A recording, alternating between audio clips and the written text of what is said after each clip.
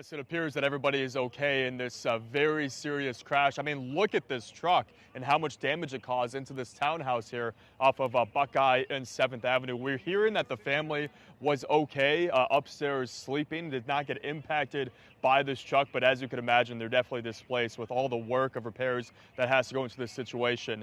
No word yet if there's on the driver. We understand the driver was handcuffed and put into the back of a squad car. Don't know yet if impairment is a factor or anything else that could have caused this. Obviously, a single truck crash into this townhouse here, guys, but I mean, some very impressive damage. You'd have to imagine this truck was going at a high rate of speed when it crashed into this townhouse, guys. But that's what we learned with this coming up just about an hour ago here off of Buckeye and 7th Avenue. No major street closures. It's only reserved to this neighborhood here. It looks like some social services are here to help out with this family that's displaced. Of course, we'll keep you updated if we learn more about the nature of this crash, if there's any charges ahead. But for now, it seems like this family is very lucky to be upstairs sleeping with this truck crashing into their home, guys.